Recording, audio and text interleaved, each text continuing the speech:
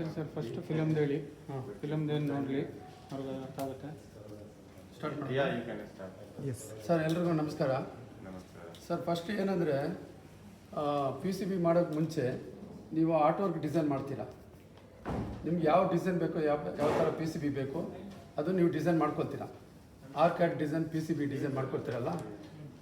PCB design ಮಾಡಿದ ತಕ್ಷಣ ಈ ಥರ ನೀವು ಡಿಸೈನ್ ಮಾಡ್ತೀರಾ.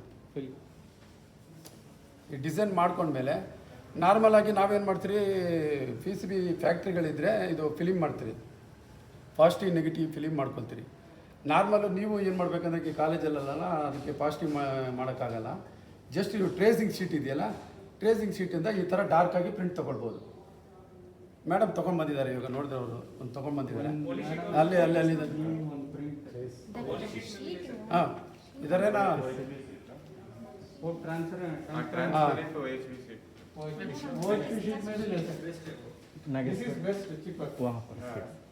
ಈ ಥರ ಶೀಟಲ್ಲಿ ಪ್ರಿಂಟ್ ತೊಗೊಳ್ಬೇಕು. ಪ್ರಿಂಟ್ ತೊಗೊಂಡು ಆದಮೇಲೆ ನಿಮ್ಮದು ಯಾವ ಥರ ಡಿಸೈನ್ ಇದೆಯೋ ಆ ಡಿಸೈನ್ ತಕ್ಕಂಗೆ ನೋಡಿ ನಮ್ಮ ಹತ್ರ ಬಂದ್ಬಿಟ್ಟು ಗ್ಲಾಸ್ ಎಫೆಕ್ಟ್ಸ್ PCB ಮೆಟೀರಿಯಲ್ ಇದು. ಈ ಮೆಟೀರಿಯಲಲ್ಲಿ ಏನು ಮಾಡ್ತೀರಾ, ಶೀಟ್ ಬರುತ್ತೆ, 3x4 ಶೀಟ್ ಇರುತ್ತೆ. ಆ ಶೀಟಲ್ಲಿ ನಿಮ್ಗೆ ಯಾವ ಸೈಜ್ ಬೇಕು ಅಂತ, ಈ ಫಿಲಿಮ್ ಸೈಜ್ ಯಾವುದಿದೆಯೋ ಅದು ಆ ಸೈಜ್ಗೆ ಕರೆಕ್ಟಾಗಿ ಕಟ್ ಮಾಡ್ಕೊಳ್ಬೇಕು. ಈ ಸೈಜ್ ಇದೆಯಲ್ಲ, ಈ ಸೈಜ್ಗೆ ಮಾರ್ಕ್ ಮಾಡಿಕೊಂಡು ನೀವು PCBನ ಕಟ್ ಮಾಡಬೇಕು. ಆಲ್ರೆಡಿ ನಾನು ಕಟ್ ಮಾಡಿಕ್ಕಿದೆ, ಇಲ್ಲಿ ನೋಡಿ. ಈ ಥರ ಸೈಜ್ಗೆ ಕಟ್ ಮಾಡ್ಕೊಳ್ಬೇಕು.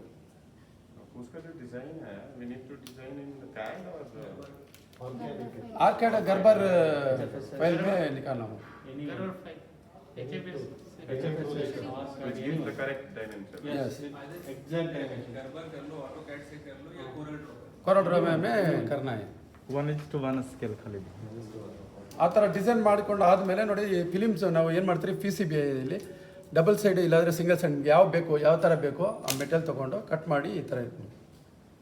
ಈ ಕಟ್ ಮಾಡಿದ್ಮೇಲೆ ಶೀಟ್ ಬರುತ್ತಲ್ಲ, ಶೀಟಿಂದ ನಿಮಗೆ ಕರೆಕ್ಟಾಗಿ ಡೈಮೆನ್ಷನ್ಗೆ ಕಟ್ ಮಾಡ್ಕೊಳ್ಳಿ.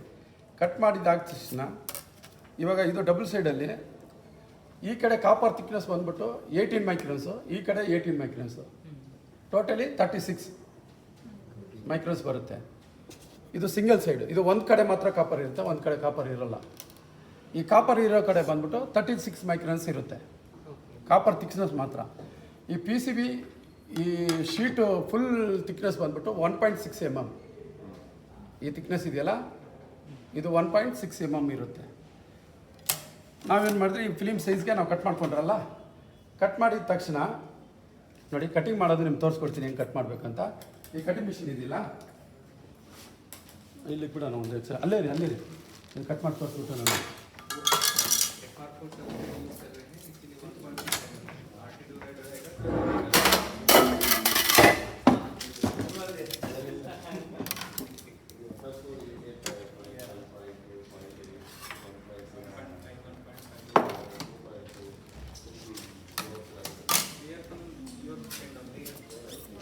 ನೋಡಿ ಈ ಥರ ಕಟ್ ಮಾಡೋದು ನಾವು ಜಸ್ಟ್ ಈ ಥರ ಫಿಲಿಮಲ್ಲಿ ಮೆಜರ್ಮೆಂಟ್ ಮಾಡ್ಕೊತೀರಾ. ಸ್ಕೇಲ್ ತೊಗೊಂಡು ಸ್ಕೇಲಲ್ಲಿ ಎಷ್ಟು ಮೆಜರ್ಮೆಂಟ್ ಇದೆ ಅಂತ ತೊಗೊಂಡು ಆಗ ಫಿಲಿಮಲ್ಲೇ ತೋರಿಸ್ತೀನಿ ಸೈಜ್ ಮೆಜರ್ಮೆಂಟು. ಈ ಥರ ಇಟ್ಕೊಂಡು ಈ ಕಡೆ ಒಂದು 2 mm, ಈ ಕಡೆ ಒಂದು 2 mm ಬಿಡಬೇಕು. ಬಿಟ್ಬಿಟ್ಟು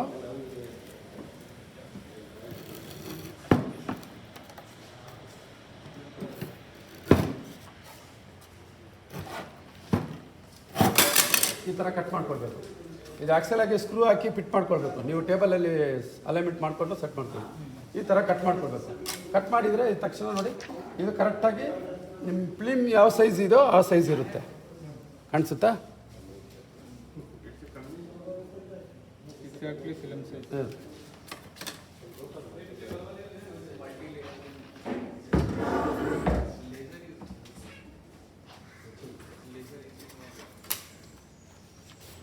ಸರಿ ಸರ್, ನಾನು 2 ಫಿಲಿಮ್ ತೊಗೊಂಡಿದ್ದೀನಿ. ಒಂದು ಬಂದ್ಬಿಟ್ಟು ನಿಮ್ಮದು ಪ್ಯಾಚ್ ಇದು ಆ್ಯಂಟಿನಾ, ಇನ್ನೊಂದು PCB ಪವರ್ ಸಪ್ಲೈ ಬೋರ್ಡ್.